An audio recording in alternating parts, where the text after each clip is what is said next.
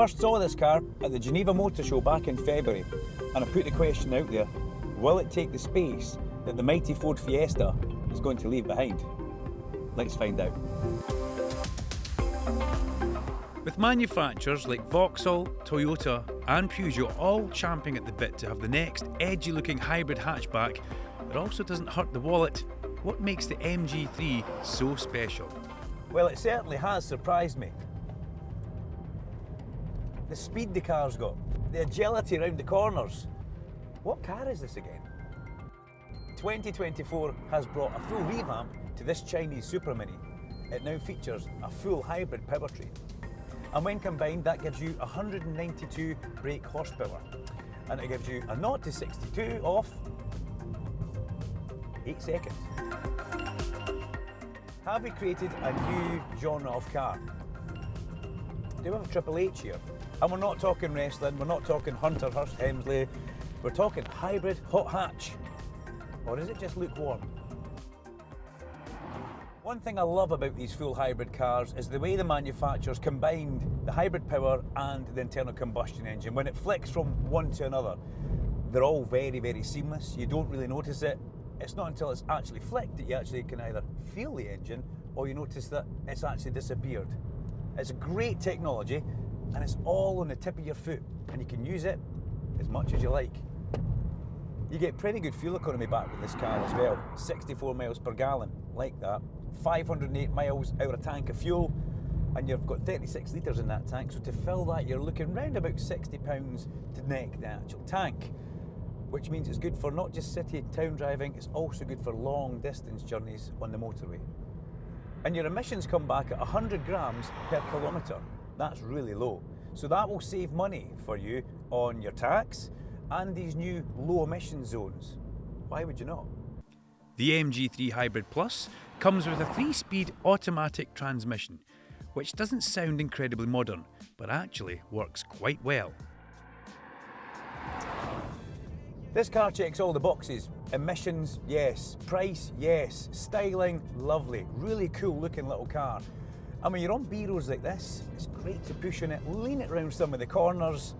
I'm a fan of the little MG.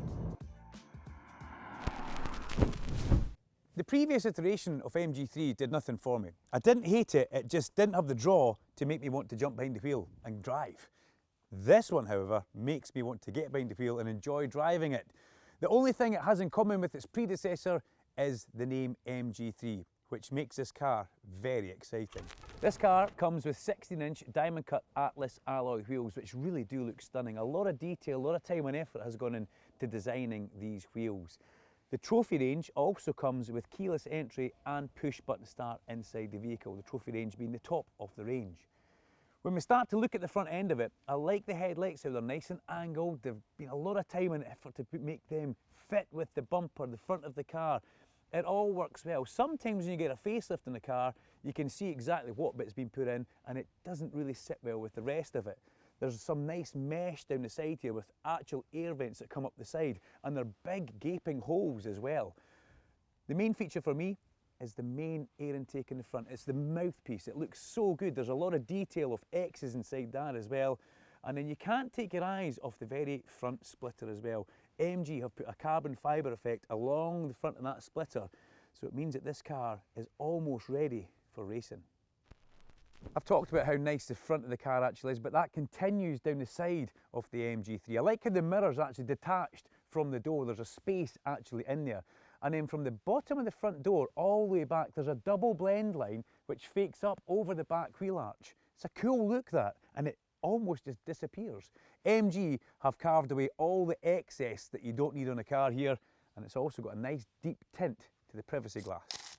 These lights are inspired by the car that it's trying to take the place of. 100%. Look at them. Do you recognise them? I do. I also like how it's got kind of the bulbous effect on the back of it. It's almost like it's got a bit of a wide back. And MG have taken the inspiration from the front grille and they've brought it towards the back diffuser. It's got that mesh inside there.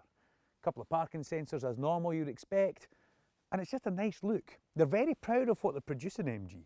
Their logo, their emblem, very proud on the back, next to the MG3 and the hybrid there. So MG trying to let you know exactly what they're doing. To get into the boot's nice and easy. Little button under here, push that, and it takes you inside. 293 litres of boot space with a little bit extra storage underneath the actual floor. And here's the big controversial bit. There's no 60-40 split in the seats. Does it bother you? Doesn't bother Duncan at all. When I'm going to the recycling centre, I want to put the seats down once. Straightforward. The interior of the car is very MG. It's what we've expected from the MG4 and the MG5. I like the two-spoke steering wheel that they're giving us with the flat top and the flat bottom.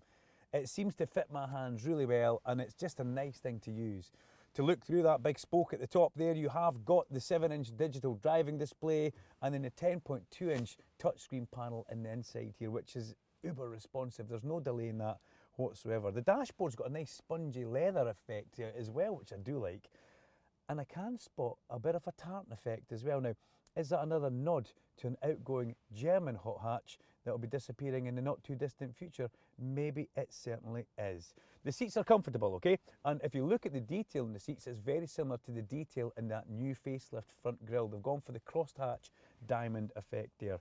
Comfortable armrest, extra storage here, and the driving controls that are very similar to all other MGs. Very, very easy to use. And they don't have the floating shelf that they had in the MG4 as well. Your mode button, your handbrakes, USB-C, and a normal USB as well, next to a couple of drinks holder. It's everything you could ever want, and it even has a footrest down there for Duncan. Thank you, MG. Inside the back of the MG3, it's a Super Mini, so you're expecting things to be slightly small, but there's a... Sorry, MG. There's a certain degree of space in the back of this MG3, I've got to say. Remember, Duncan is 6'2", give or take a few inches, and there's plenty of headroom above me there. The comfortable seats are okay. You've got a USB-C charger down here with some extra storage and a couple of air vents. Isofix is coming in standard.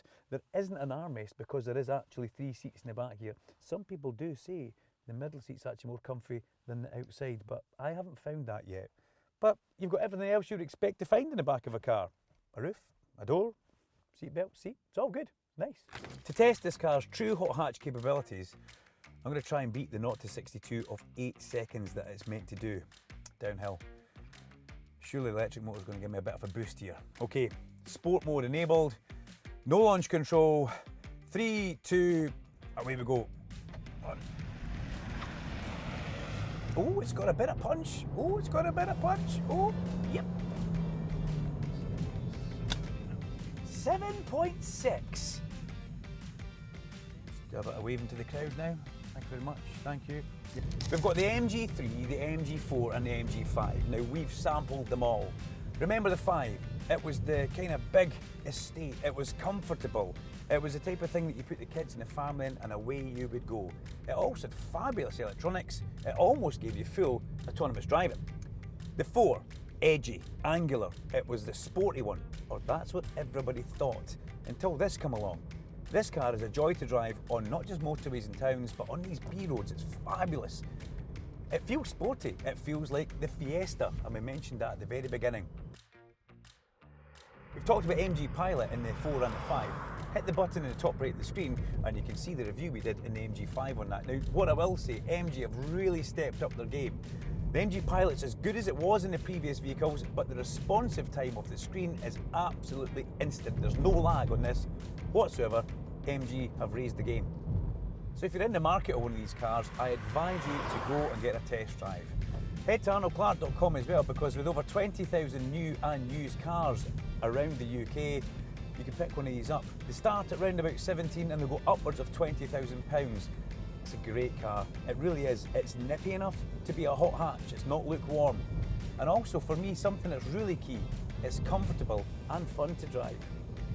I've been Duncan Vincent. This is the Arnold Clark YouTube channel. Make sure you like and subscribe and hit that bell icon so you never miss a notification or an upload from us. And please, drop us some comments in the box.